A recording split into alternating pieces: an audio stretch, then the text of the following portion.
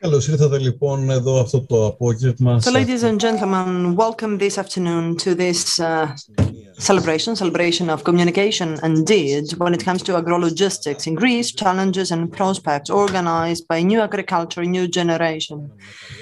And when I was invited to participate and moderate this discussion, I was trying to remember when was my first contact with agrologistics. Let me tell you a story. In 2002, on Sky Radio, I was in charge of traffic information. So each and every day, I would go to the airport, Nicos and then Macazelos. So I would go there at 7 o'clock and go back at 10. So every 2 days, on Tuesdays and on Thursdays, an aircraft would land on Nicos airport and then on the Macazelos airport, which had been chartered by Morocco, and it was carrying the fish loaded the evening before. And so fresh fish on a refrigerated aircraft coming from Morocco.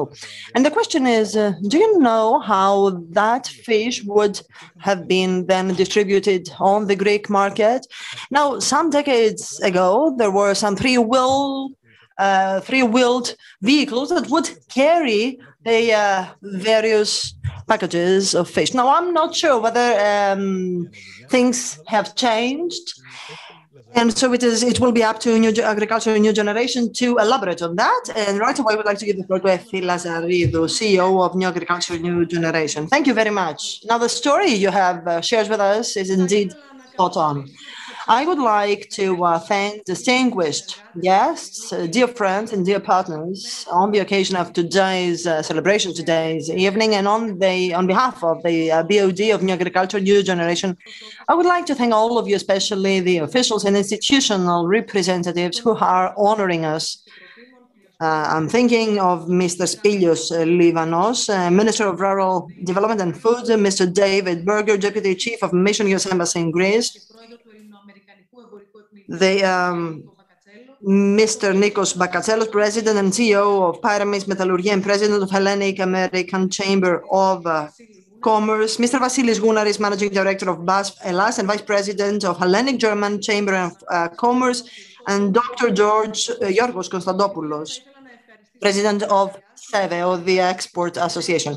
I would like to thank certainly the Executive Dean Emeritus from University Rogers, Dr. Goodman, and of course, Mr. Alkis Alexandrou, General Manager of the Agricultural Sector from Piraeus Bank. Now, today, we aspire to talk about challenges and prospects of agrologistics. This is an initiative of a non-for-profit independent entity, New Agriculture, New Generation, with a founding donation of Stavros Niarchos Foundation. Our aspiration is to promote employability and jobs in the agri-food sector. In just 3 years, we have managed, inter alia, amidst other things, to help approximately 100 agri-food businesses and some thousands of employees to find a job and to be trained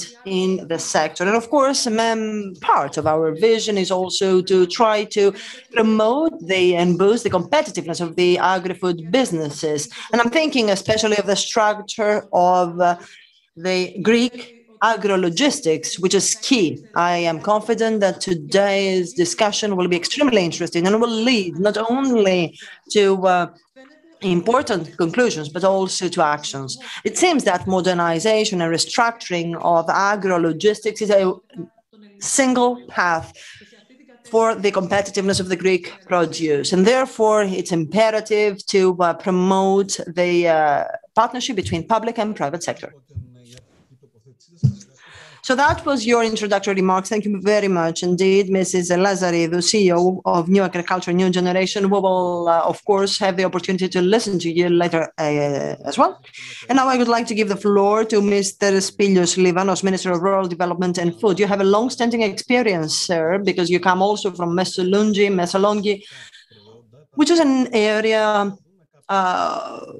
where many crops are cultivated that needs to be preserved in order to reach the European market. So we would like to ask you kindly to share your experience and also explain to us what the vision of the ministry is to increase and boost competitiveness of agrologistics in Greece. The minister seems to be on mute, so kindly, Minister, please unmute yourself.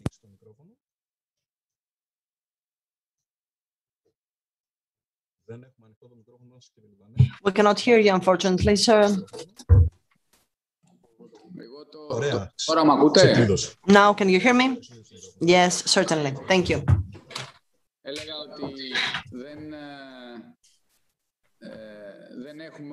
I was saying that in Etolo-Karnania, where I come from, we do not have a far-reaching agrologistics hub or agrologistics center.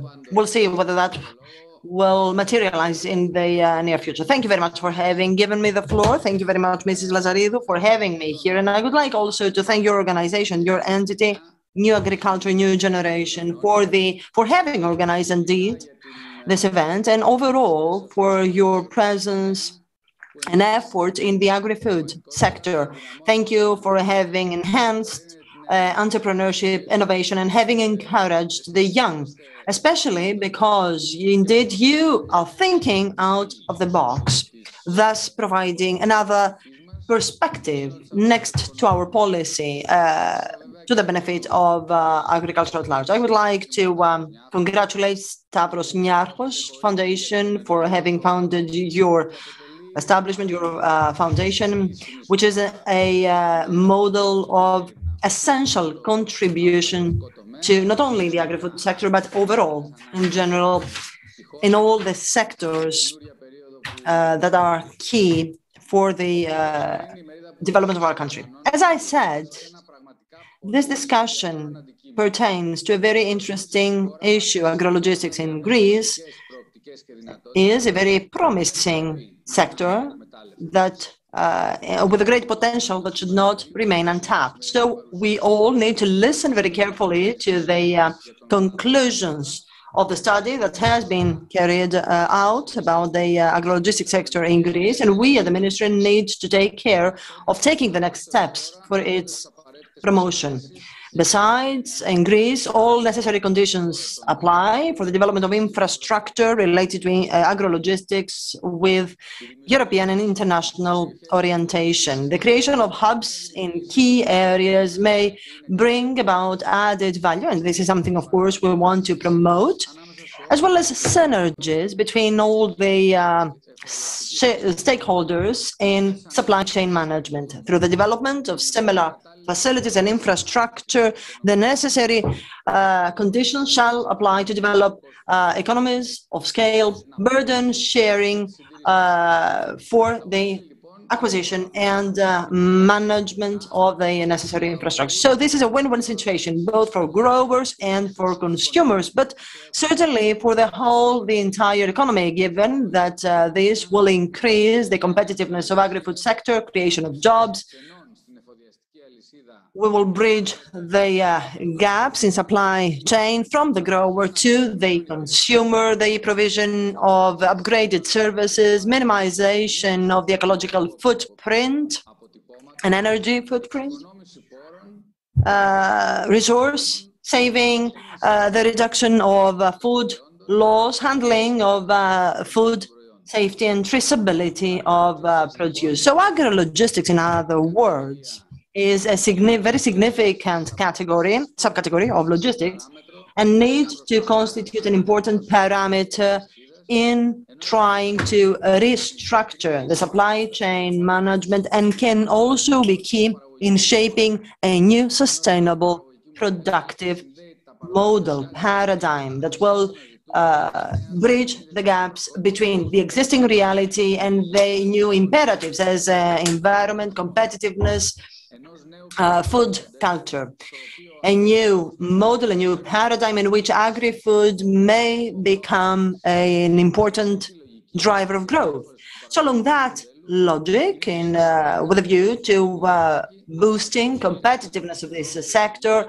The government of Kyriakos Mitsotakis and we at the ministry are acknowledging the fact that logistics, and especially agro-logistics, can have an important intervention. So as I said, I'm looking forward to listening to the conclusions of today's discussion, for I think that we need to take shortly initiatives to upgrade the necessary infrastructure.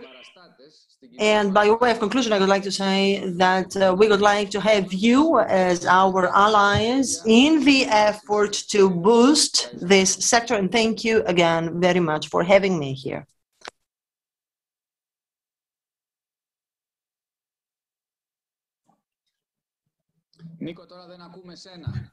But Nicos, we cannot hear you, I'm afraid, now. Okay, muted on. I would like to thank the Minister. Thank you. Thank you very much for this short intervention. The results of what we're going to say will be notified to the Ministry and yourself personally to give solutions to the problems that truly exist. Let me tell you once again what I kept from the beginning by Mr. Nazaridou, added value to Greek agricultural products. Now, let us give the floor to Mr. Berger. Minister, you might leave us whenever you want. We will update you about our remarks. Now, Mr. David Berger is with us, Deputy Chief of Mission to the US Embassy in Greece. Mr. Berger, you have the floor. Thank you very much. Kalispera to all of you. Mr. Minister, colleagues and friends, I want to start by thanking Effie Lazaridou and her talented team at New Agriculture, New Generation for their resiliency over the past year and a half and for keeping this great program and its many moving parts running throughout the pandemic. From the wide range of speakers joining me to deliver opening remarks, including our friends from the Stavros Niarchos Foundation, AmCham, and SEVE, it's clear that New Agriculture, New Generation is doing important work and receives broad support. I also want to welcome our American expert, Dr. Clement Gelhar, Agricultural Project Manager from the U.S. Department of Agriculture, and thank him for sharing his insights with us about the global aspects of agro-logistics. And of course, also to say a big thank you to our two professors from Rutgers University, Bob Goodman and Ali Maher. The agro-logistics study the New Agriculture, New Generation and its partners have conducted will play an important role in recharging the agricultural sector in Greece and contributing to its sustainable, state-of-the-art future. As I read the summary of the study, I was struck by how many of its recommendations connect with policy priorities for the U.S.-Greece relationship. First is our joint focus on technology and innovation. The United States is the world leader in artificial intelligence and Internet of Things technologies, and we look forward to sharing our experience and expertise to improve the quality of transportation, storage, and packing services and increase economic benefits. In addition, the Embassy is committed to helping equip Greek young people with the skills they need to succeed in Greece's digital future. Through our support of New Agriculture, New Generation's Trophy Challenge and collaborations with Social Innovation, Panorama, Mindspace, and others, we seek to train Greek young people in crucial STEM skills while encouraging creativity and entrepreneurship.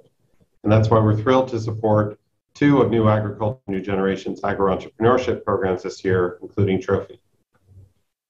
Second, the study's emphasis on sustainability and creating an environmentally friendly supply chain ties in well with the Biden-Harris administration's focus on combating climate change and growing the green economy. As U.S. Special Presidential Envoy for Climate John Kerry and Secretary of State Blinken have strongly emphasized, climate change is the biggest challenge of our age, but it is also an unparalleled opportunity for innovation and future prosperity. Finally, I want to highlight the importance of collaboration between public and private stakeholders as a key success factor in projects like the agro-logistics hubs proposed by this study. In that respect, I think Thessaloniki is the perfect region to launch an agro-logistics center because of its geographic position as the gateway to the Balkan market of 30 million people, its proximity to Thessaloniki's outstanding universities and U.S.-affiliated educational institutions like the American Farm School, and because of the enabling environment provided by the city and regional governments. In addition, an agro-logistics center in Thessaloniki can potentially collaborate with the growing network of innovation hubs established by leading U.S. companies like Cisco, Pfizer, and Deloitte. And this speaks to the larger issue of partnership among civil society, the U.S. and Greek governments, and US and Greek companies. As this event demonstrates, we can accomplish great things by coming together to support innovation in the agricultural sector. And President Biden has reaffirmed that the United States is committed to working with Greece to pursue sustainable economic recovery in the wake of the pandemic. U.S. Mission Greece is proud to partner with New Agriculture, New Generation, and other Greek innovation and entrepreneurship programs. I'm confident that the development of Greece's agrologistics sector will create new opportunities for both our countries, while spurring the growth and export of Greece's unique agricultural products and fostering Greece's economic recovery. Aristopoli.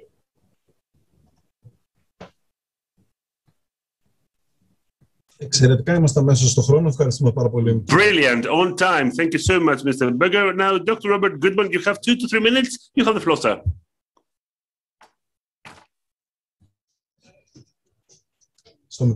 Στο μικρόφωνο κλειστό. Είναι... Please unmute yourself. Unmute yourself, please. Thank you. Unmute yourself, please. Thank you. Thank you, sir. Yes. Okay. Yes, I'm delighted to be here with all of you. From the start, which was in 2014, the partnership between the Stavros Niarchos Foundation and Rutgers University, which has now become, since the beginning of 2021, the not-for-profit Greek civil company, New Agriculture, New Generation. This has been a project to strengthen existing parts and build out new elements needed in the agri-food ecosystem of Greece. Please note the emphasis on the term ecosystem. In biology, ecological systems, ecosystems, are the way we speak of the integration of function and process, from the physical to the chemical, metabolic, cellular, organism, species, populations, and communities, and how they interconnect to make functioning ecosystems. The agri-food ecosystem can be seen, and we see it, in the same way. Ecosystems also have means of communication and ways to move energy and product. In the agri-food ecosystem, too, there are modes of communication, markets, for example, and the means of moving energy and product. We call these means agrologistics. And it is today fitting that we gather to consider and discuss this crucial component of the Greek agro-food ecosystem. I'm very grateful to my Rutgers colleague Alimar for the roles that he played in conceptualizing and realizing this project, to Maria Bolle for her fine leadership and the rest of her team, and to my colleagues at New Agriculture, New Generation. Thank you very much.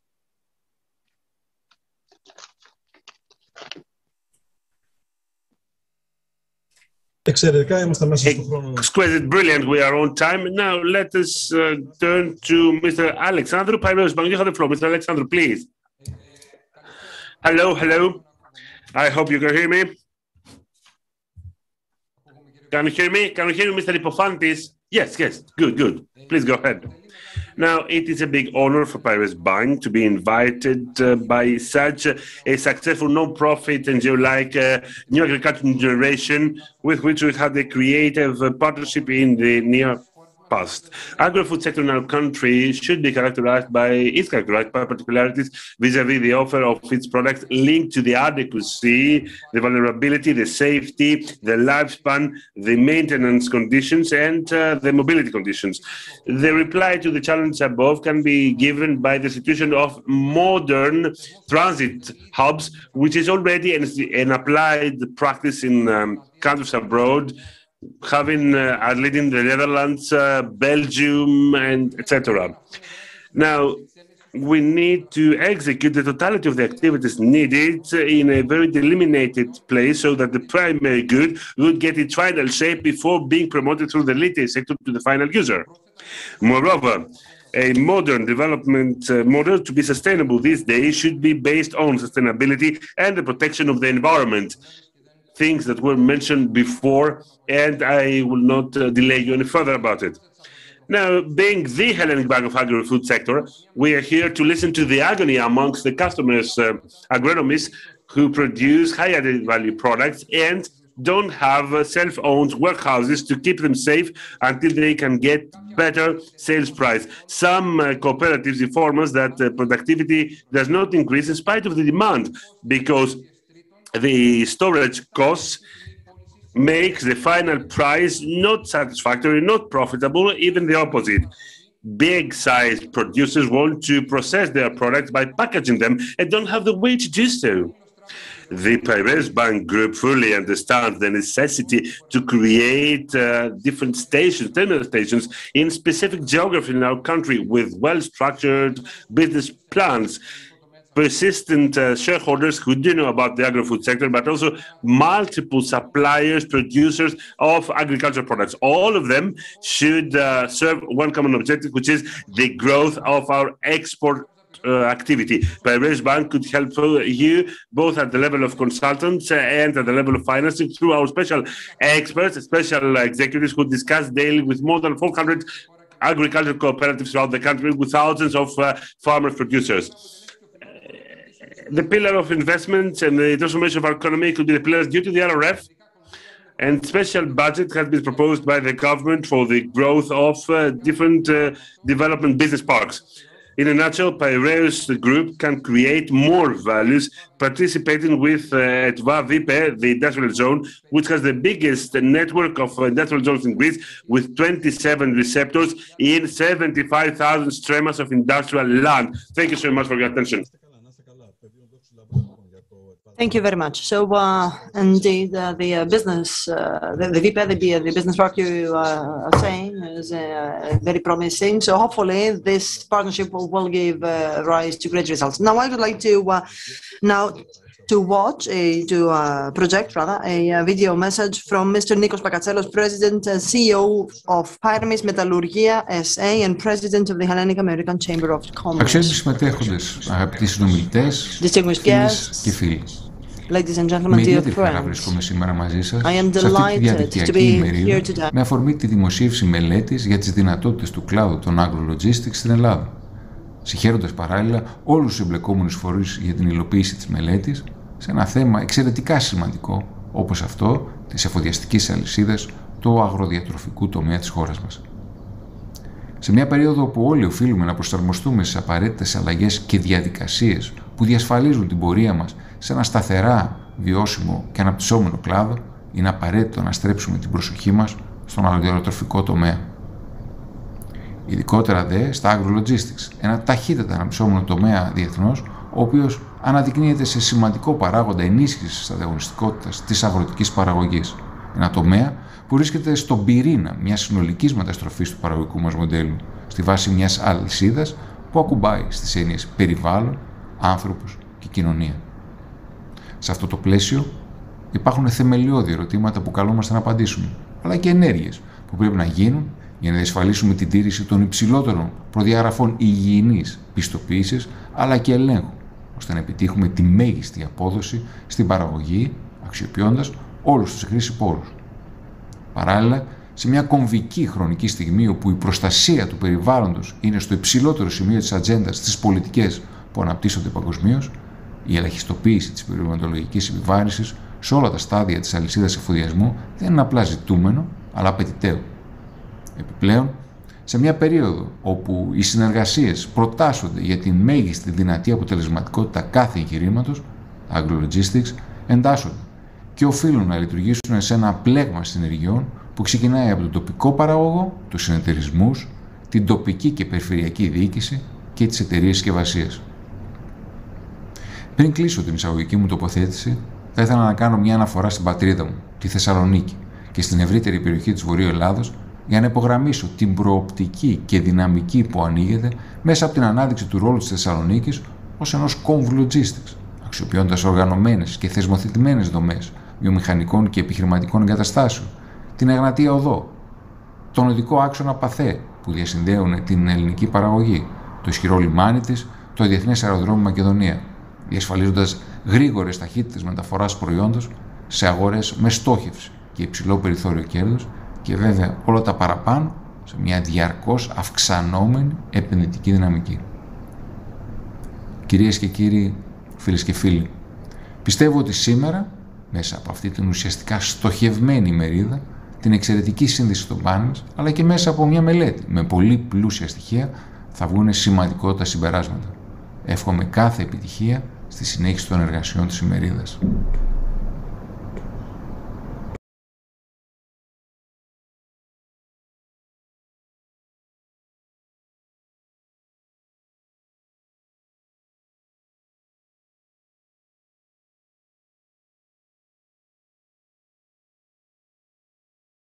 Of the Hellenic German Chamber of Commerce. So you have a couple of minutes, sir. Thank you very much, Mr. Ipofandis. I would like to address to all of you. And first of all, I would like to say that it's an honor and indeed a pleasure for me in my capacity as the Managing Director of BASFELAS and Vice President of the Hellenic German Chamber of Commerce. I would like to congratulate new agriculture and new generation, as well as all the parties involved, for having organized this event in a very critical and crucial conjuncture for Agrofood. Certainly, the pandemic has brought about long-term consequences on our economy. Lockdown has hindered transport, the exclusion and closure of restaurants certainly has also decreased the procurement and export of produce. As a result, we have seen the shortcomings of the system. At the same time, the crisis has shown systemic difficulties. Europe has realized that it has to ensure food safety in the short and long run. On the other hand, the repercussions of the climate change may be much more serious than those of the pandemic. So in this context, a growth based on sustainability and climate neutrality is by far more imperative than ever. And so the policy from the farm to the fork sets specific objectives that will contribute to countering climate change and the access of European citizens on safe protection of biodiversity and so on and so forth. The basic criteria requirements that the products need to meet to be accepted in the German market, for example, is quality and, of course, range variety. The German consumers are eager to promote healthy diet and attaches also attention to packaging. And so this is an unprecedented challenge for an opportunity, of course, for the Greek products to penetrate the German market. The new conditions require a transition to eco-friendly and agile logistics paradigms through the adoption of new technological solutions. At the same time, we need to modernize our infrastructure in order to increase the attractiveness of Greece as a logistics hub. We at the Hellenic German Chamber of Commerce have upgraded the Committee for Food and have set up an agricultural economy committee with a view to involving all stakeholders with a view to promoting extroversion, openness of Greek growers, associations of growers, and all the people involved in the agro-food ecosystem. And of course, we have also upgraded another committee into an Agrologistic Committee. And this committee, for example, is in charge of studying the international and community regulatory framework. So we do have a database full of information. And so we have supported the participation of Greece in the international fair for the food supply chain. And we have also organized important visits to German infrastructure, including ports, etc. We also have launched an initiative of awareness raising and information of the young. By way of conclusion, I would like to convey a message. All the private businesses, together with the public sector, need to boost a crucial sector for the Hellenic economy. Thank you very much for your attention. Thank you very much indeed for your time, Mr. Gounaris. You have been concise. Thank you for that. And now I would like to give the floor to Dr. Giorgos Konstantopoulos, president also of the Exporters Association, as well as CEO of Konstantopoulos SA, Olymp, and a member of the BOD. Member of the BOD of Konstantopoulos SA. You have the floor, sir. Hello, Minister. Thank you very much, ladies and gentlemen. I would like to deeply thank you for this invitation to participate in today's event. And I would like to say that this is very important for agrologistics. As you all know, Agrofood sector is a main pillar for the Greek economy. And let me here say that export of agrofood products are the 23% of Greek exports. So the improvement of the supply chain of agrofood products, and especially the enhancement of our general ability, is of paramount importance.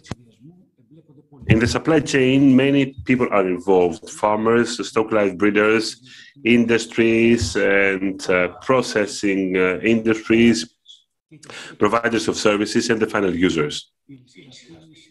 This chain should be reorganized at the local and national level, not only with new interventions, but also through the partnership. And here I would like us to focus on that, of all sectors of local and national economy.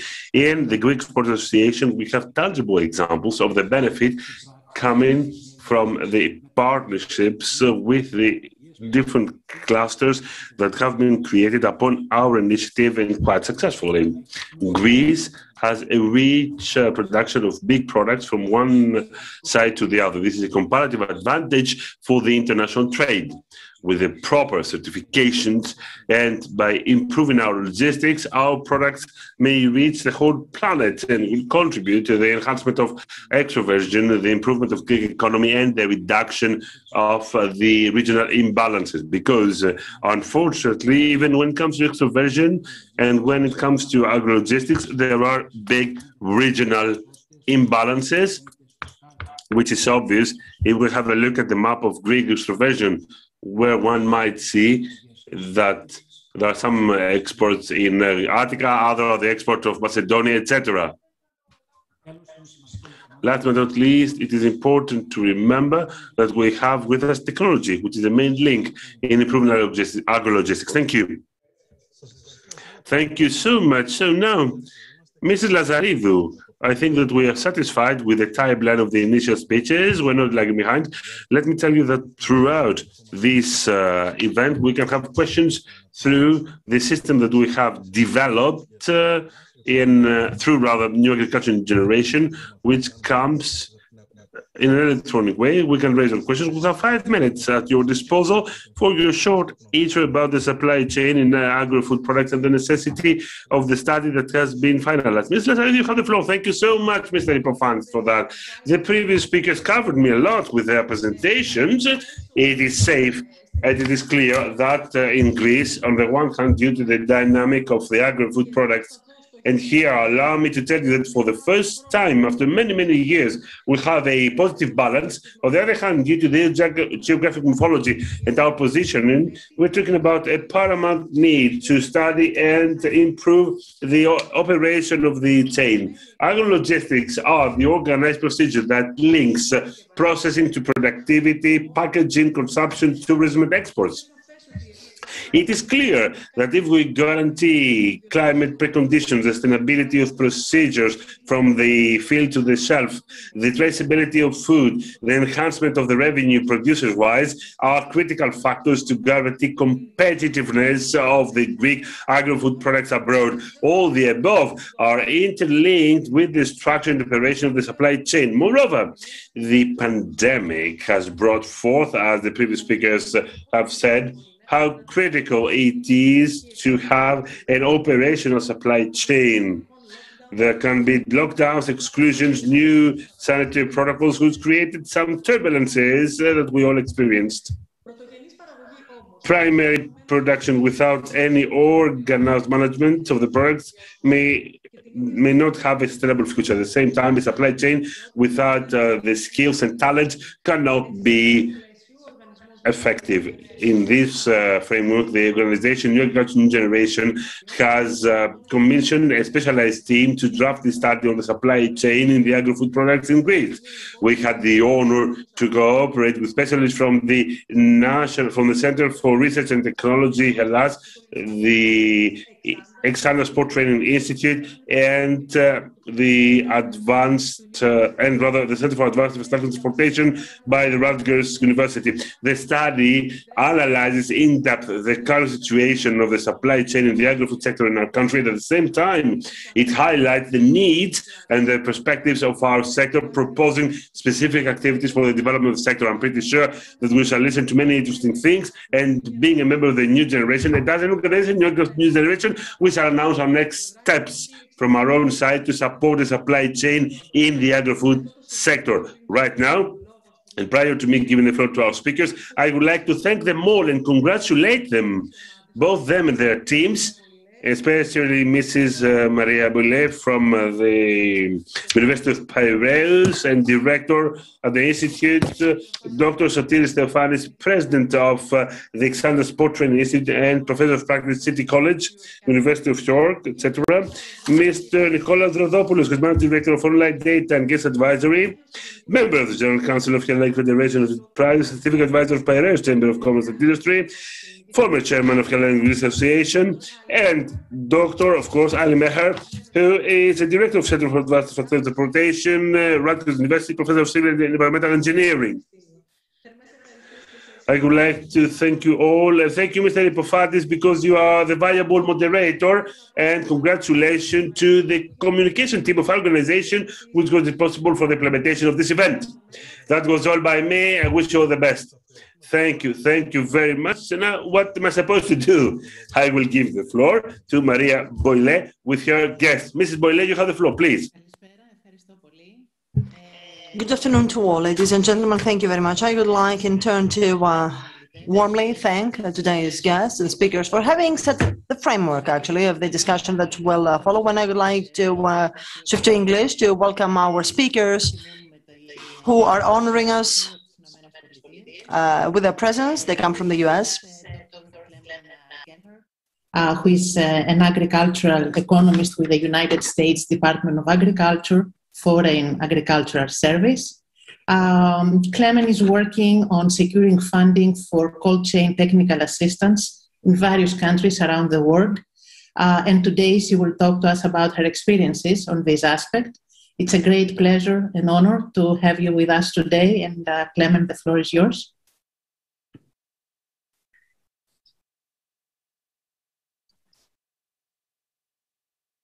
Thank you very much, Maria. Good afternoon, everyone.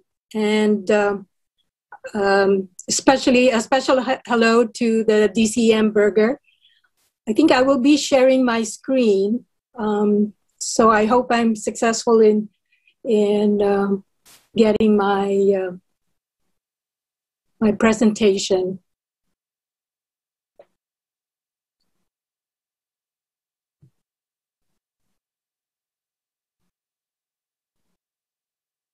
We practiced this, but okay. You can see that it's loading.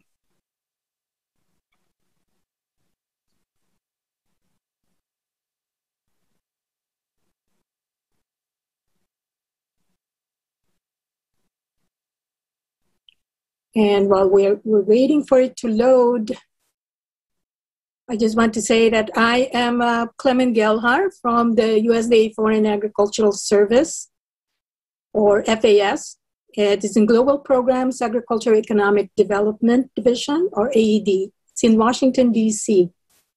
I'd like to thank the FAS office in Rome, Charles Rush, the agricultural counselor, and Dimos Faniadis, the ag specialist, and Mona Dermata of New Agriculture and New Generation Organization for inviting me to this event.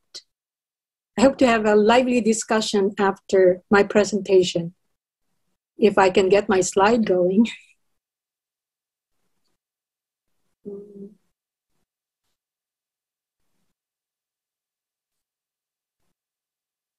Okay, screen sharing.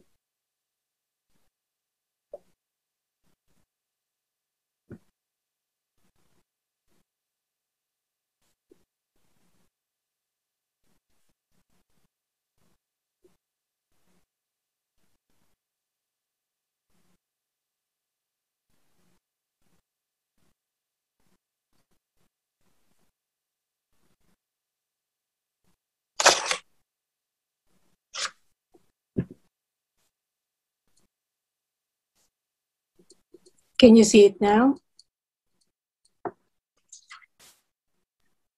Yes. Okay. So let me start by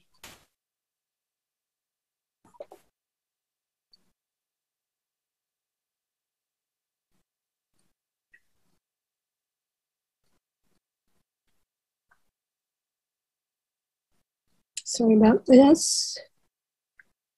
Let's start again with slide.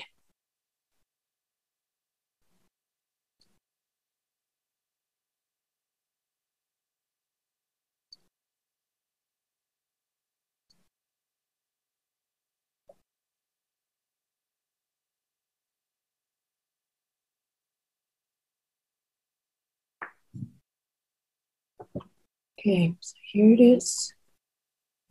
Present. Okay, we've gone through this. Okay, so for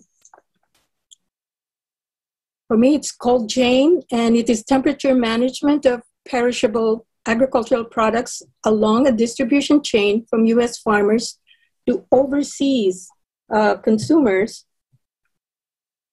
to prevent loss, maintain quality, and safety. The cold chain infrastructure includes standards, guidelines, and regulations. Any weakness in the chain can cause damage on the product quality and even safety. A chain is as strong as its weakest link. A weak cold chain impedes U.S. agricultural exports from reaching overseas consumers with middle-class income and demand for high-value, consumer-ready products. Emerging and potential markets in Africa, Latin America, and Asia have insufficient refrigeration systems along the distribution chain and trade-disrupting policies and standards. USDA FAS is well positioned to provide technical assistance to improve cold chain infrastructure in these growth markets. As consumers, we want high quality for our food and are likely to be willing to pay a higher price for certain attributes and for the safety of our food that is free from contaminants such as microbes, which can cause decay and toxicity.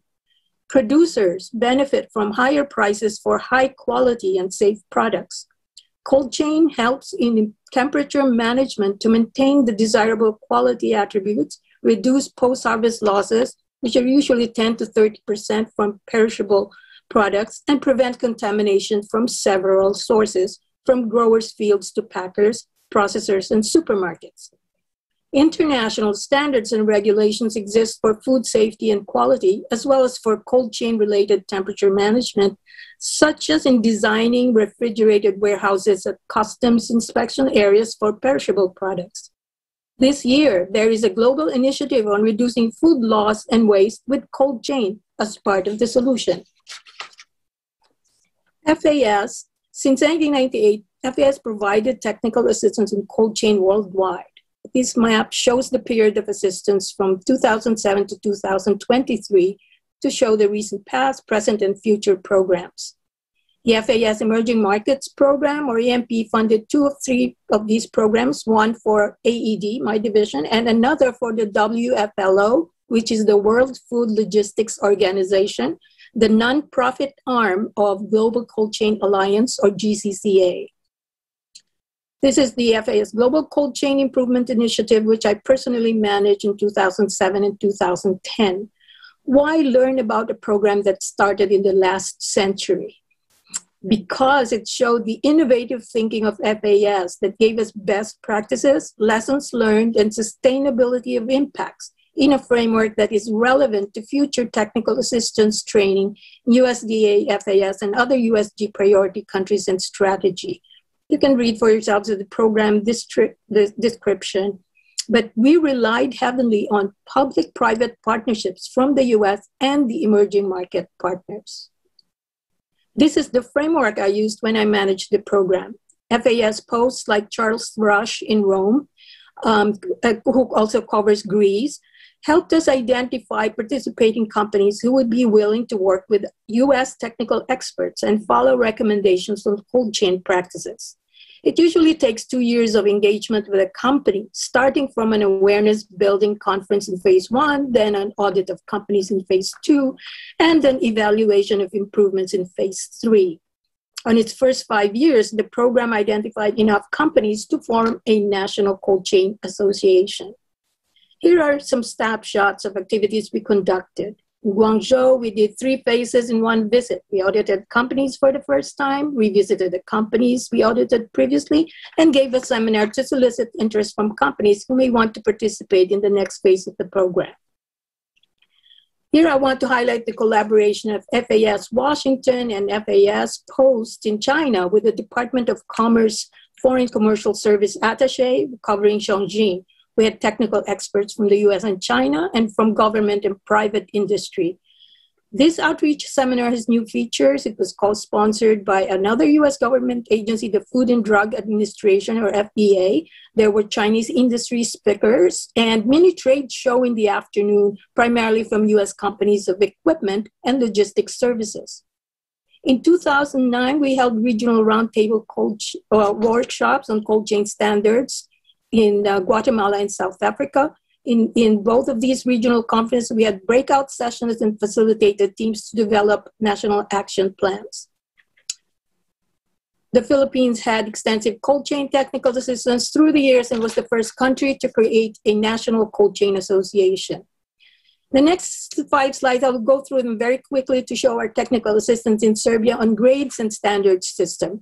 Cold chain aims to maintain high quality of perishable products to ensure high prices for producers and that consumers are willing to pay a premium. A functioning and harmonized grades and standard system for a country helps efficiently communicate the message, high quality is high prices. USDA has an agency, the Agricultural Marketing Service, that provides this service to US and international partners. I worked with several of their technical experts on fresh, chilled, and frozen berries to assist the Serbian counterparts. Here are some of the topics we covered.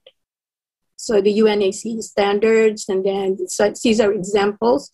And we also provided training on grades and standards for meat products through lectures and demonstrations. Here are some results and impacts. In the common improvements list on the right side, the docks in warehouses and customs areas are still relevant recommendations in the future. The list of national cold chain associations at present is an important indication of sustainability of impacts from FAS programs, which made it possible for the Philippine Cold Chain Association to be established and is now an important resource for the global cold chain alliance activities in Southeast Asia. Cold chain associations in Africa are also thriving and could be useful resources for European trading partners like Greece. Thank you very much for your attention. I will now return the floor to Maria. Thank you very much, Clement. Cold chain, very important aspect of agrologistics. Thank you for sharing your international experience on that. I will move to the next presentation for the sake of time, and if we have a bit of time at the end, maybe we can ask some questions. It's my great pleasure to introduce Dr. Ali Maher, the Director of the Center for Advanced Infrastructure and Transportation and Professor of Civil and Environmental Engineering at Rutgers University. It was under his leadership that CATE was established in 1998 as a university transportation center within the U.S. Department of Transportation program. So we look forward to hear about transportation infrastructure, new technologies, and their role in agrologistics. Ali, the floor is yours. Good afternoon, Maria. Thank you for the introduction, and all friends and colleagues in Greece and elsewhere. I also want to compliment Professor Goodman, Professor Maria Boyle, Dr. Theophanis, Ms. Lazaridou, and all her colleagues at the New Agriculture, New Generation program for successful carrying out of this important multidisciplinary study.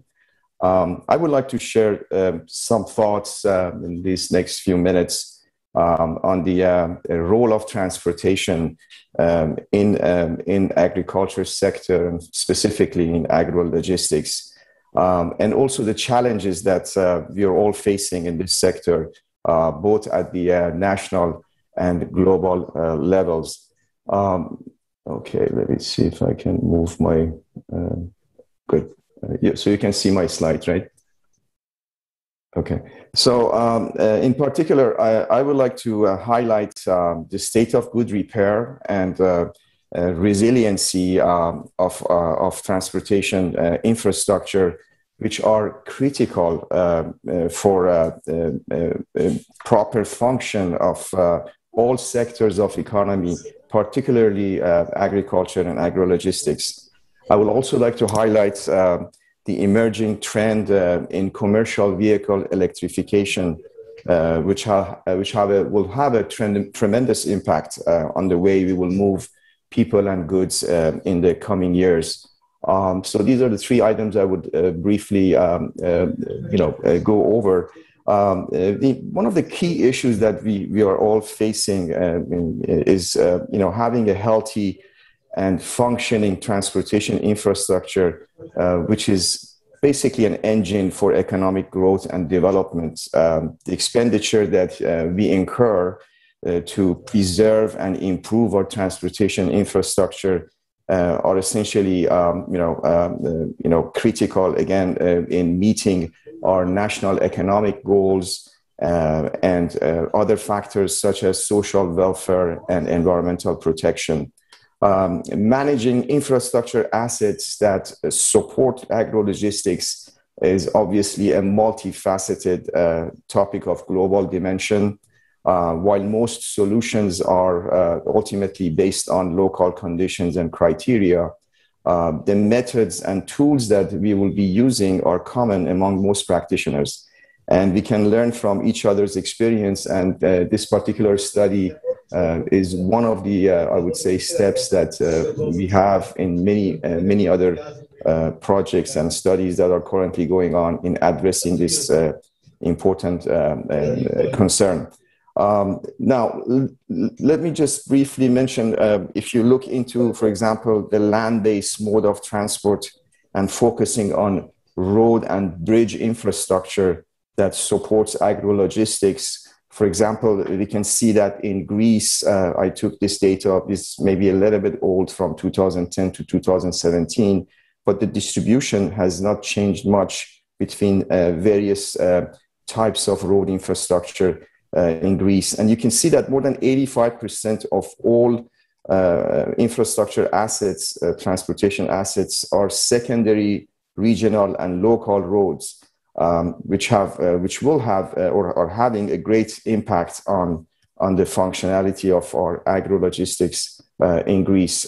So maintaining this system and maintaining its functionality, safe operating functionality, is tremendously important and critical. So keeping the network of roads that support, for example, this agrologistics is an essential task. Decisions on what, when, and how to maintain and repair is at the core of managing these assets. And obviously it will impact the cost and the economics of maintenance. The challenge that we are facing, however, is that maintenance is not glamorous, obviously.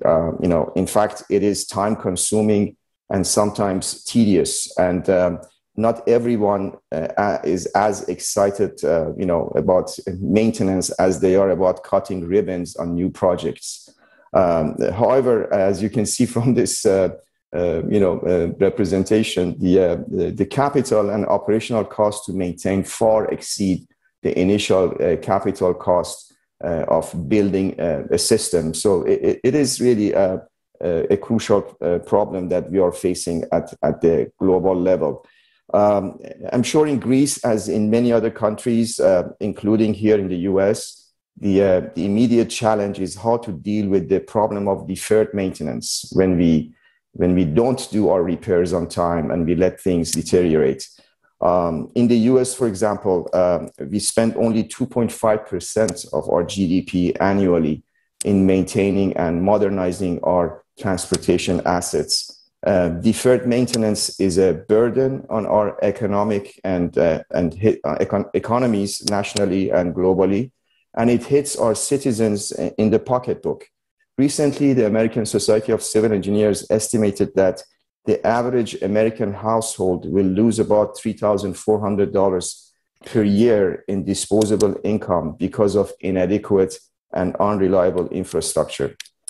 So if we let these assets that support agrologistics deteriorate, the costs of both operation and reconstruction increase obviously significantly. We would want to schedule maintenance often enough to avoid dilapidation and breakdowns, and to do it at the right time with minimum disruptions. And in one example I would share with you is that in a recent study by the World Bank, they estimated that if the African nations had spent $12 billion on road maintenance in 1990s, this would have led to a saving of 45 billion in reconstruction costs. So there are obviously, I'm sure in Greece also, the colleagues who are involved in transportation infrastructure maintenance, there are tools and mechanisms on how to manage these assets. But the challenge is, being consistent with maintenance practice, making sure the monitoring is done on time. And as you can see, this is a typical process for managing assets, transportation assets, including assessment, building a life cycle picture of the asset, and then obviously important part, doing cost benefit analysis and capital planning. The other factor, and again, these are some technologies, techniques that we deploy here in the US, and I'm sure in other countries, we are doing a lot of advanced research in assessment of infrastructure conditions. And this is one area, as I mentioned to Professor Boyle before, we could collaborate closely with the Hellenic Institute for Transport and University of Piraeus and other colleagues in Greece. In particular, we have a very strong emphasis and very diverse program on maintaining a local low volume roads, which could be of importance in agrologistics. In fact, our partner at Cornell University are heavily involved in this area. And this is one area that, again, we could collaborate with colleagues in Greece. Another important area I would like to emphasize is the problem of climate change and its impact on transportation infrastructure. At the global level, obviously, we all know we are experiencing an alarming increase in the economic impacts of climate change on critical infrastructure. And this is happening mainly because of inadequate considerations for resilience during planning, design, and construction. Despite this concern, however, there is continuous underinvestment by asset owners in adaptations that could mitigate the effects of climate change. Some of the reasons, obviously, are some of the reasons for these underinvestments are essentially the unpredictability of these disasters and events. And more importantly, the fact that most asset owners are struggling and trying to grappling with the resiliency, basically in terms of their maintenance costs, and resiliency could be expensive. Especially in the initial phases of building new infrastructure. However, what we are facing right now, what we are observing in the US and up to a larger extent at the global level, is a view that is emerging among asset owners, planners, and engineers that when accounting for resilience, infrastructure design should include interdependencies and cascading effects, and be considered as an ecosystem of tightly interconnected and interdependent physical, cyber, and human components. So this is a much broader, more holistic view of building resilience into into our infrastructure systems. To that effect, what we are observing is that planners and engineers are incorporating the impact of new technologies, population shifts, and community needs when designing for resiliency. So typically what we do quite a bit of work in our research center on planning for resiliency for various transportation infrastructure, but essentially it starts with building assessment, foundation of data, life cycle picture, incorporating a variety of disaster scenarios, and finally doing benefit cost analysis on remediations. So these are, again, some broad general approaches for building resiliency, but again, it's really a function of the local conditions and economies. My last slide is, last item I want to mention is the emerging global trend in commercial vehicle electrification, which I believe will have a tremendous impact on how we'll move goods in the coming years. Estimates are that by 2030, more than 55% of all cars, passenger and commercial, sold will be fully electric. While the benefits of electrification are many, the challenges for electric commercial vehicles are far different than those manufactured for passenger vehicles. While, for example, electric long and short haul trucks are cleaner, greener, and cheaper to maintain, there are still challenges that need to be addressed with respect to range, power access, battery life, upfront cost, and some battery safety issues. At the same time, this area has opened up tremendous opportunities for research and development and collaboration between private and public sector stakeholders. In the US, for example, the current administration, President Biden's administration, is planning for significant investment in electric vehicle R&D, and specifically on building the necessary road charging infrastructure to support both commercial and passenger vehicles. So this is something to look for, and it's going to be happening, and I think we should be cognizant, be aware of this important development. I've conclude my remarks at this time, and will be happy to address questions that Professor Boyle and the team will have.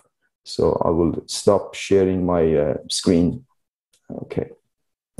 Thank you. Thank you, Dr. Maher. Supporting the transport and handling of agricultural products does require a resilient, well-functioning and environmentally sensitive transport system to be in place, we understand. And thank you for pointing this out through your presentation. Maybe because we are running a little bit out of time, we keep all the questions for the end. Κύριε Υποφάντη, νομίζετε ότι να κρατήσουμε τις ερωτήσεις για... Mr. Υποφάντη, let us keep the questions for the end. Yes, thank you. Maria, thank you so much for that. Please stay with us. Why? Because along with Mr. Rodopoulos, who is the managing director of Online Data, member of the General Council of SEV, scientific advisor of Piraeus Chamber of Commerce and Industry, ex-chairman of Hellenic Logistics Association. We have Dr. Sotiris Stefanis, president of the Exanders Training Institute, a person with tremendous experience in the local infrastructure. Let us start, Maria, with you. Let's start with you and present the study on the supply chain of the agri-food sector in Greece. Will you have the floor, Maria?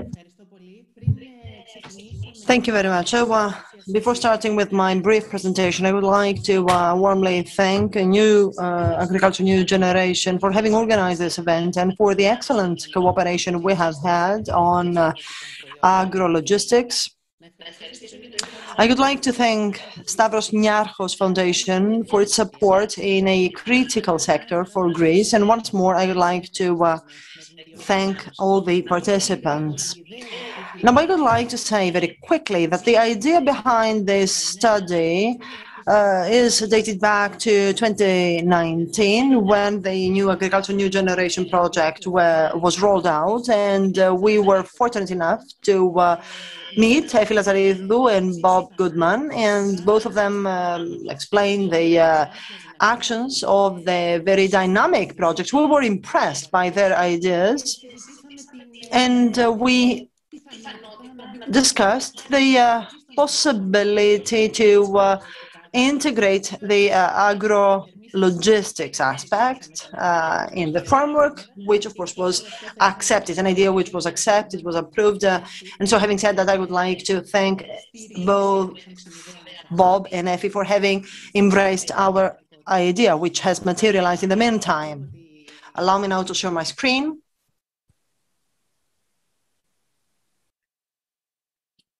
Έχω μια σύντομη παρουσίαση.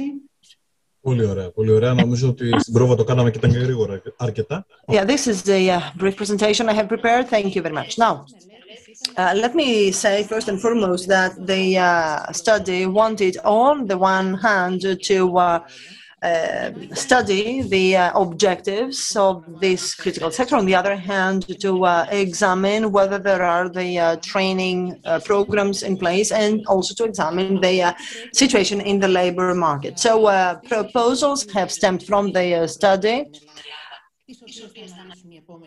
which the next speakers will elaborate on, and the need for training courses I would like to explain to you in detail. Now, in the framework of the evaluation of the existing training programs, we have identified 116 Greek education and training programs that more or less have to do with agrologistics in Greece.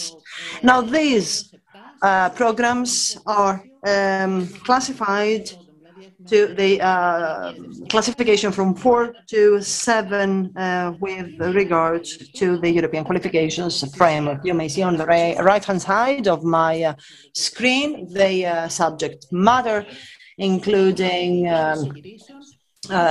business administration, marketing and logistics, wine, for example, making, viticulture, supply chain, and so on and so forth. And here are the various programs depending on the subject matter. I will not delve into detail because, of course, the report includes all necessary details. I would like also to say that we have taken interviews from young people and students, undergraduate students who have shown an interest for this sector. Now, according to the survey, there is a high interest from these people to have a career in agrologistics upon, of course, the completion of the necessary studies, although they generally are unaware of the necessary training programs. Now, the obstacles that have been identified include the lack of connections, the lack of professional experience, the high unemployment rate, as well as, of course, a lack of guidance in finding a job and in matching skills. So according to the interviewees, the ideal job would have a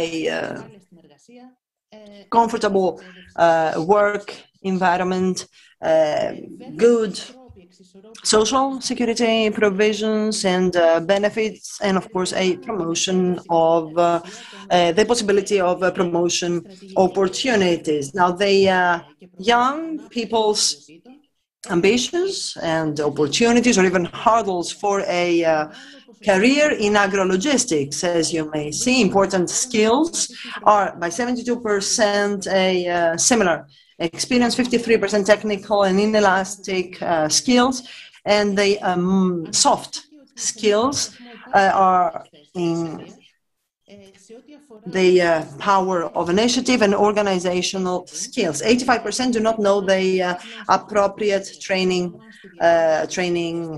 programs. And again, most of the interviewees do not have the necessary knowledge in project management, in knowledge of the legislative framework, in supply chain management, market research, so on and so forth. When it comes to soft skills, the gaps we have identified regard leadership, agility, critical thought. And there are some emerging trends by 2030 that will certainly have an influence on the development, including automation, process digitalization, blockchain, IoT, monitoring systems and tracing systems, as well as climate change.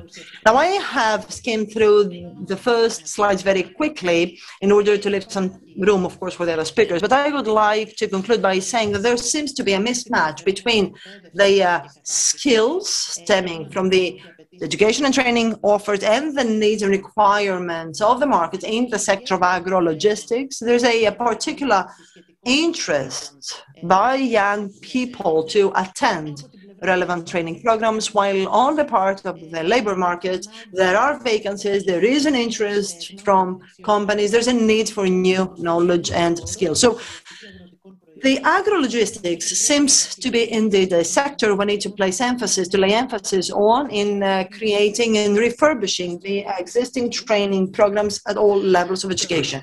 I will stop here. Thank you very much. Great. That was great. Thank you, Maria.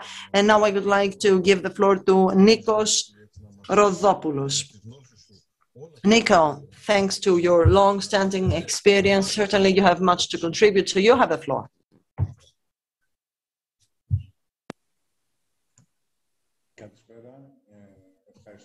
Good afternoon to all. I would like to thank New Agriculture, New Generation, from the bottom of my heart for the excellent cooperation with all the people I have cooperated. Thank you very much. I would like to praise, of course, the cooperation with Dr. Ali Maher, and the efforts made have generated important results. Because of my previous capacity as former president of the Greek logistics organization and my institutional capacity at large, I would like to recall what Professor Ali pointed out when it comes to electrification, for example. Here we do have a responsibility as to how we will proceed in the future. We need to consider both recycling of hazardous waste, including battery, for example,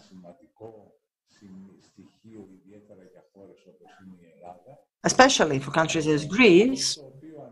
This is a key point. I would also like to underline what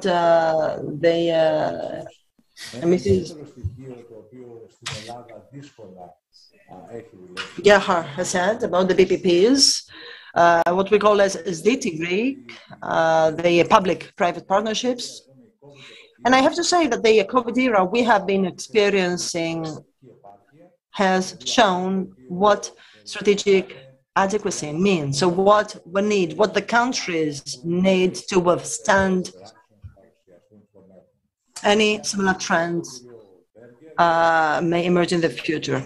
And when it comes to Mr. Berger, he talked about digital transformation and what the US can generously offer.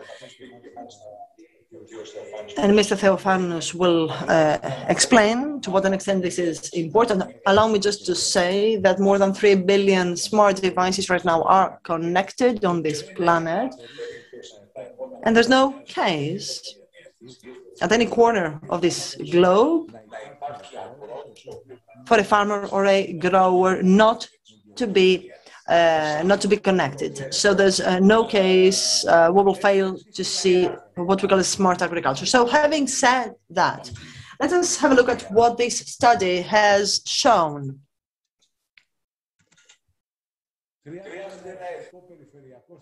What we need a national and regional strategic plan for the development of agrologistics. We have all been repeating the term agrologistics. We will see what this means from a technical perspective. Now, this strategic action plan will aspire to improve the efficiency and sustainability of the local food system. It will increase the accessibility to healthy food, especially fresh fruit and vegetables, for the communities that are inadequately serviced. It will create dynamic and the necessary prospects for openness and extroversion. It will create economies of scale and clusters of cooperation and synergies. It will also manage to reduce the distance between the consumer prices and the growers' prices. Today in Greece, this ratio is 1 to 4, so 1 at the farm, 4 at the consumer, as against a ratio 1 to 2 or 1 to 2.5, which is the European average. A national and regional strategic plan will also create quality jobs and economic opportunities, while it will also contribute to maintaining and preserving valuable land. But of course, to do that, we need to embark upon the path of an evaluation of the regional demand. We need to define the target crops, as well as the levels of produce and the capital cost, operating cost, for a sustainable model for the operation of business parks. And we will also have to, of course, evaluate the economic feasibility of the proposed model and identify the hurdles to be overcome. Now, the existing situation is the one you may see. There are 3 levels. At the level of harvest, which is the center pillar, here we have the wholesalers, the exporters, we have the open-air markets, the fresh markets, we have the big supermarket chains. We need also to know that the necessary storage facilities are the ones that today the wholesalers have. And apart from these storage areas, with these warehouses, the packing facilities are also belong to the wholesalers. Distribution today is carried out either through the means of transport of the producers themselves or national carriers, but the great problem in Greece, of course, lies with the difficult relief and the existence of insular Greece, which, of course, makes the transport costs skyrocket. And this is a factor we should not disregard when it comes to agrologistics. On the other hand, we see the exports in Greece, especially are addressed to the European Union of 27, and this is the main market for the exports of our country, which stand at 76%. So the agricultural produce export target mainly to Europe, with 5% targeting the US, and then some other countries, some other markets. When it comes to agro-food products, we see that the exports of agro-food products have increased in value to 1.3 billion euro in the period from 2005 to 2014, an increase of 44.9%. And this is an important increase, a significant increase we need to consider. So, because this, of course, has this decreased the trade deficit, and as we have seen, now we have an encouraging trend when it comes to trade balance, but let us not forget that the COVID pandemic has contributed to that. Greece ranks the 11th country in export of agricultural produce in the Eurozone. And these are the main market. But let me first take a step backwards to see what is the Greek produce and where these products end up. These are the 6 main categories: vegetables, cereals, beans, industrial crops, melons, potatoes, lemon trees, and other productive trees, as well as, of course, olive oils and olive oil, and olives. This is our flagship. We will see that Macedonia, Central, Western Macedonia, Eastern Macedonia, and Thrace, in most of these exportable categories of produce, ranks first and accounts for 50% or even more when it comes, for example, to the industrial crops of the annual produce. Which is why, according to the conclusions of the study, the center of agrologistics at national level is indeed Macedonia and northern Greece at large. So this conclusion is based on these findings.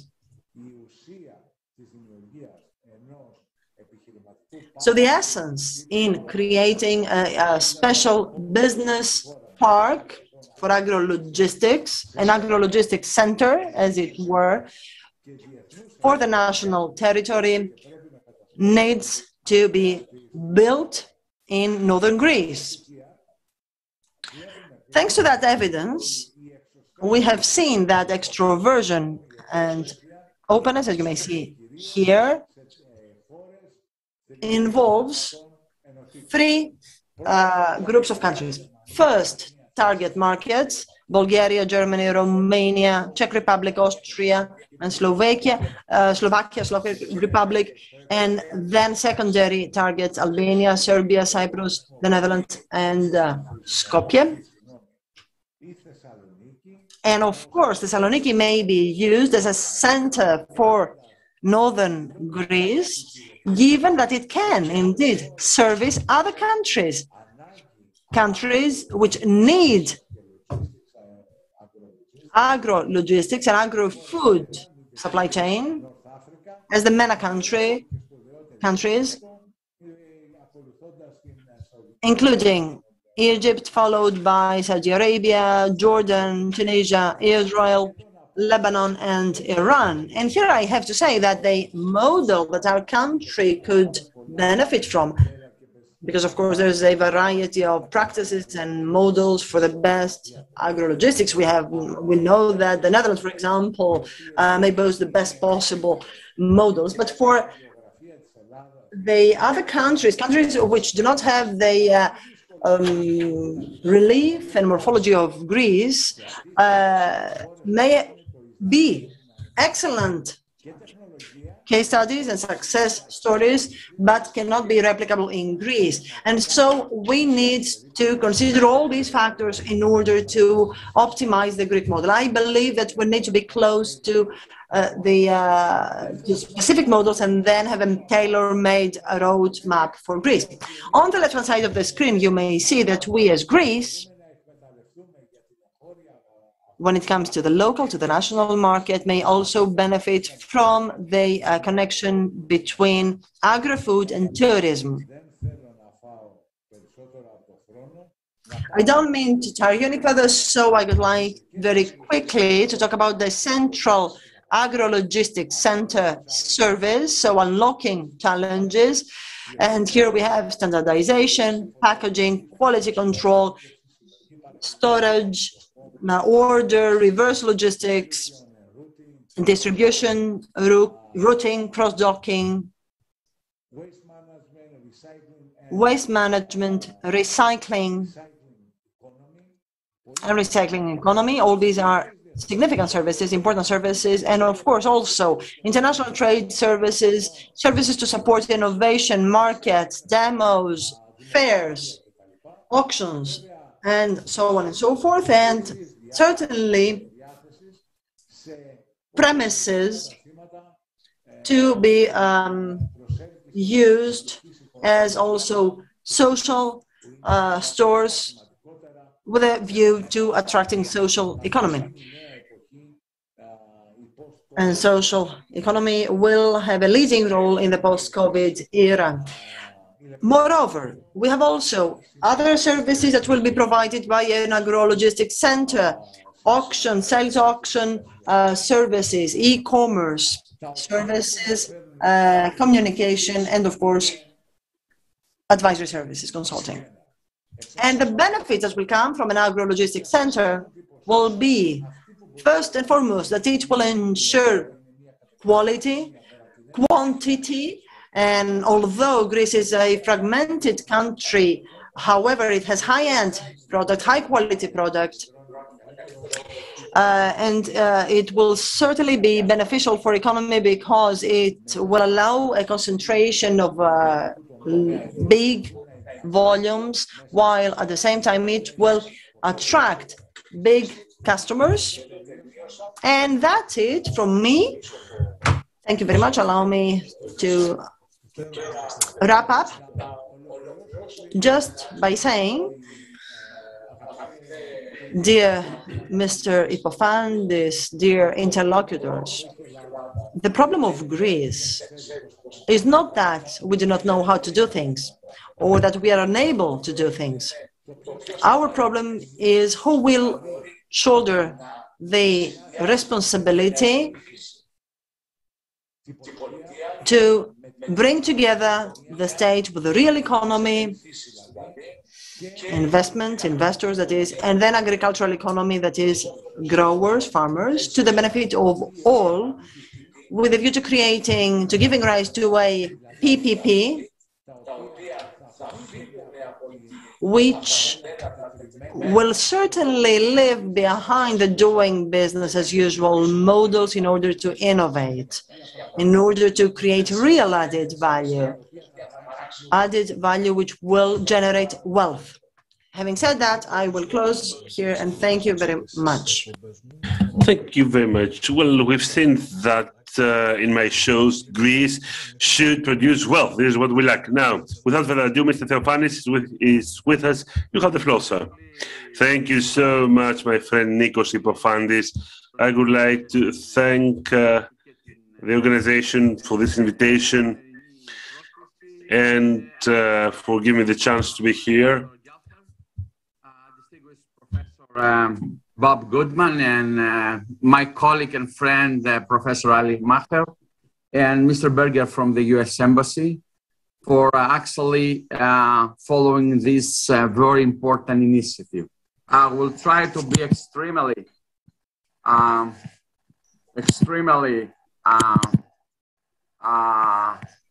short in my presentation, trying actually to pinpoint certain things. And I have to switch now to Greek.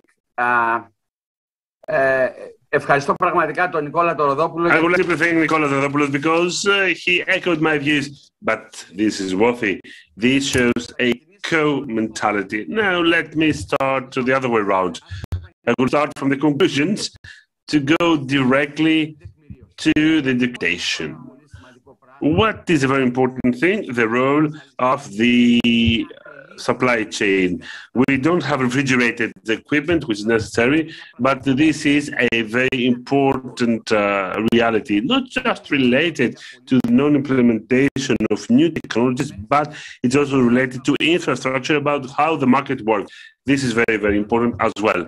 If I examine my classical topic, that is porous, one might say that we must see this policy being articulated at 2 points, at 2 levels, where we have the containers part, Piraeus and Thessaloniki, shortly in Alexandroupoli as well, where we have to do with the containers, reefers there, the refrigerators, and the passenger ship terminals related to the refrigerated trucks.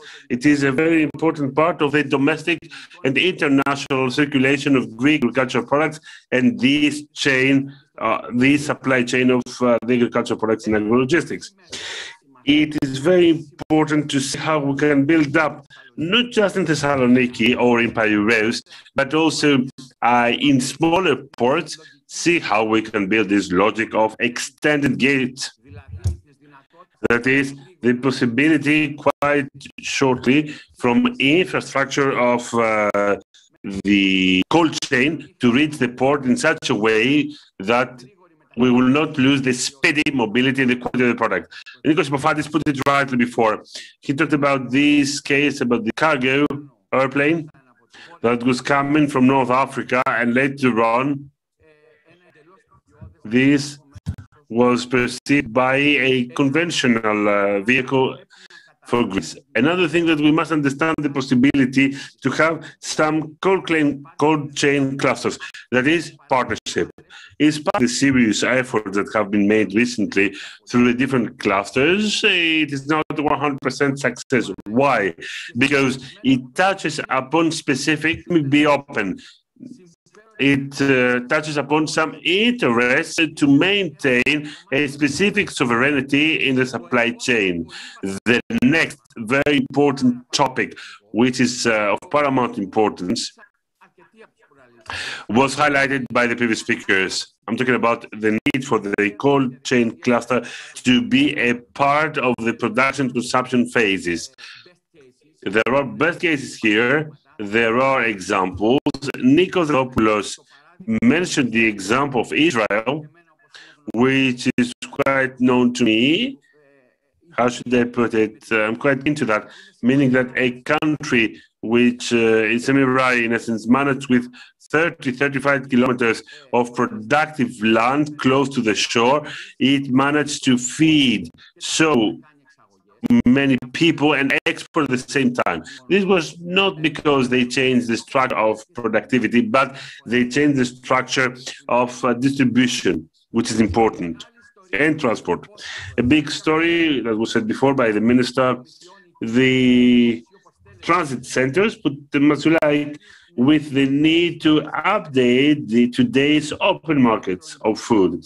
The electronic electronic transaction should be a substantial part of this procedure.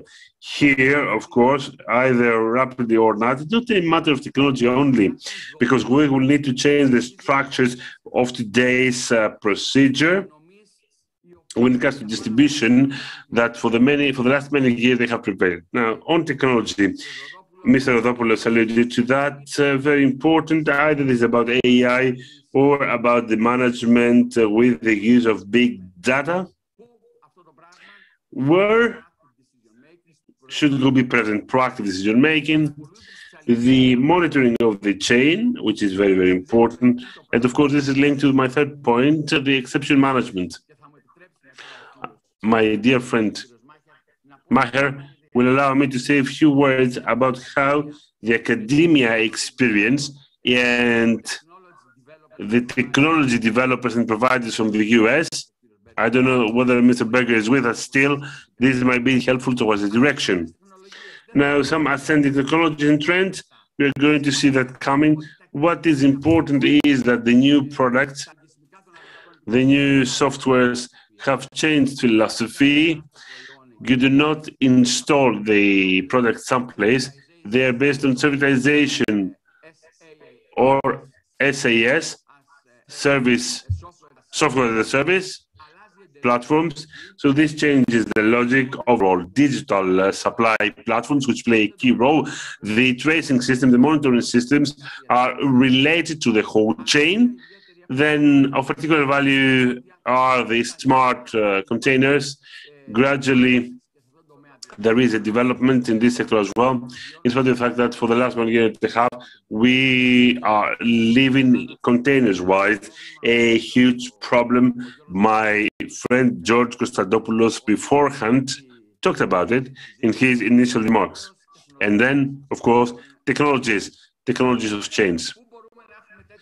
Where might we have these centers, these services? Of course, in Athens, we have 40 to 50% of the people living in a very small urban or semi-urban territory. It's a reality that might not be denied by anybody.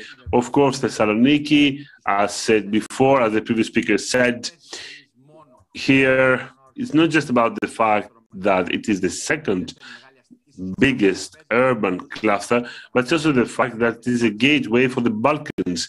I know that until last year I was the head of the executionary direction of the port. I am a member of the board still, after the invitation of the shareholders.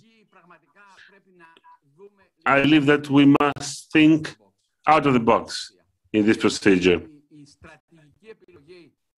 The strategic choice technology providers that is from the US to be established to live in that territory. This is a strategic decision.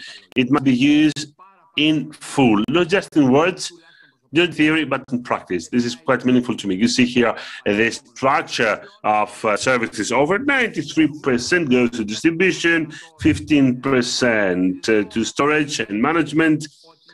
You see here that there is a big part of very small warehouses, and one would say there is this fragmentation of small infrastructure. If you cannot change them, you must interlink them, which is of paramount importance in my view.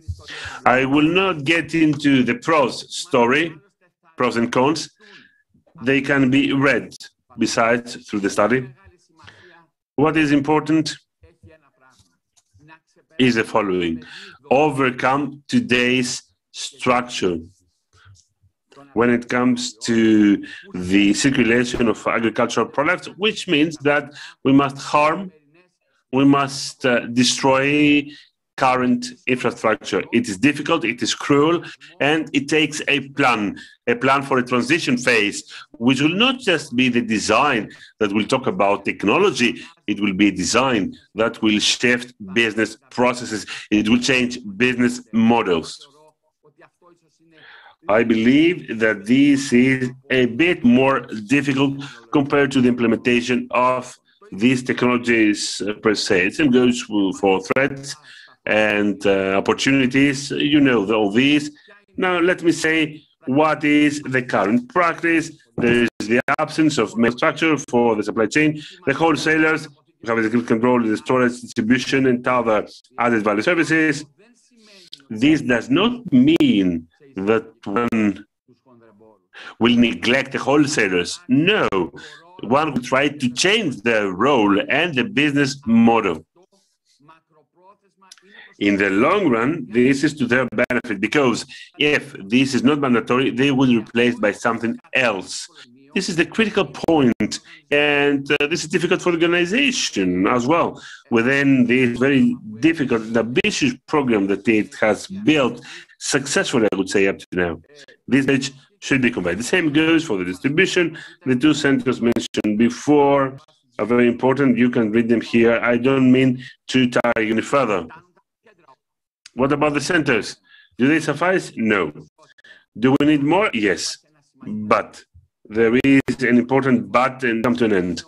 This but is the following. Here in Greece, we are trying in every small place to develop a big idea for a big infrastructure. It's dangerous, you know, because with the professor, with my friend Macher, Mr. Macher, and with Mrs. Boyle, in 2012, we had the feasibility study for freight villages